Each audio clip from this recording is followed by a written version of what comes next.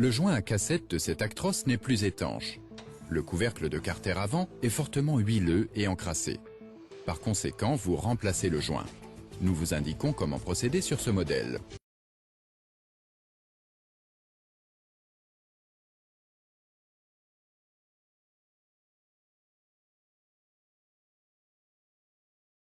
Le démontage prend à peine 10 minutes.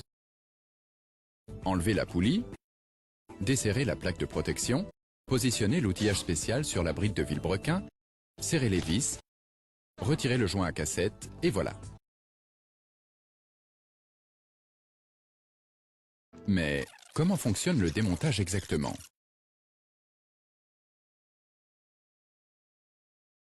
Le secret, cet outil extracteur. Son utilisation correcte permet d'extraire la bague d'étanchéité sans difficulté. Commencez par enlever les deux vis de guidage et retirer la plaque de blocage.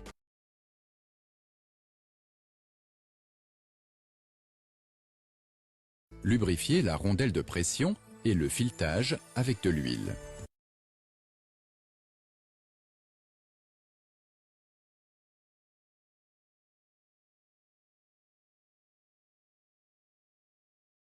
Ensuite, desserrez la vis de pression jusqu'à ce qu'elle ne dépasse plus que d'environ un demi-millimètre. Desserrez les vis latérales afin de pouvoir écarter les deux demi-coques. Reposez la plaque de blocage, mais sans la mettre en place sur les deux goupilles d'ajustage.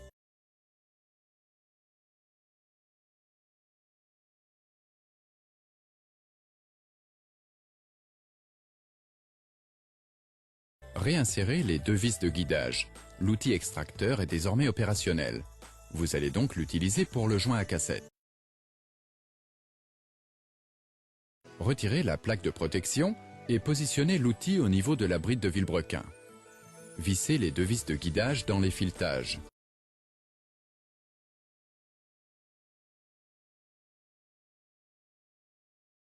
En vue de bien accrocher l'outil spécial, pressez les deux demi-coques l'une contre l'autre de façon à ce qu'elles serrent la bague contrarotative du joint à cassette.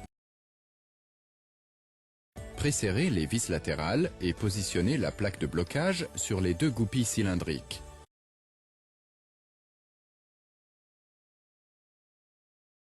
Une fois fait, serrez la vis de pression qui se trouve au centre. Cela fait sortir le joint à cassette et la bague contrarotative de la bride de vilebrequin. Il ne reste plus qu'à desserrer les vis de guidage et vous pouvez retirer l'outil extracteur ainsi que le joint.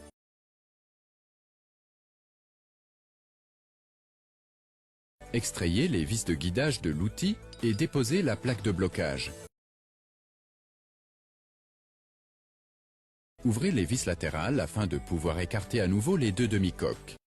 Ainsi, la bague se détache de l'outil spécial. Le démontage terminé, il reste encore le remontage. Pour celui-ci, vous utilisez le dispositif d'emmanchement.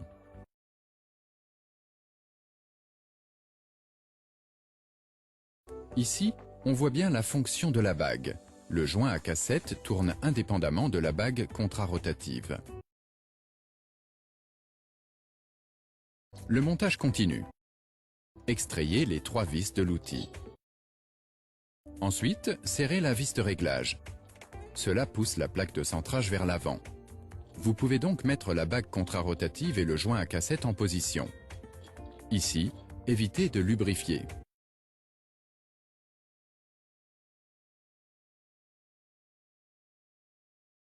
Le cas échéant, faites avancer davantage la plaque de centrage. Il ne manque plus que les trois vis. Il est ensuite temps de revenir au vilebrequin.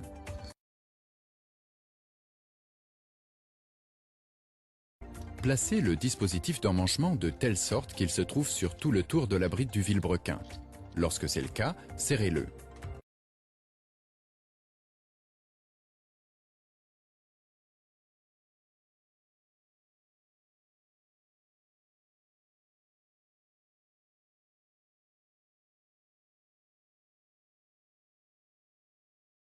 À présent, faites sortir la vis de réglage.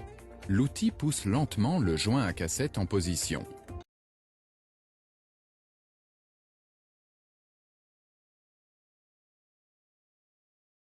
Une fois que la vis de réglage est serrée à fond, le joint d'étanchéité est bien en place.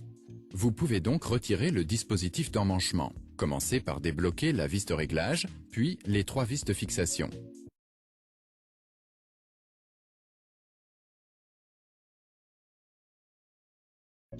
Retirez le dispositif d'emmanchement, le joint reste en place. Remettez la bague de protection en place et fixez la poulie. Veillez à respecter le couple de serrage de 200 Nm.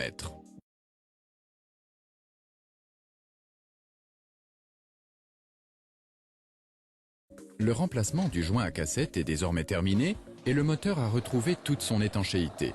L'Actros est à nouveau entièrement opérationnel.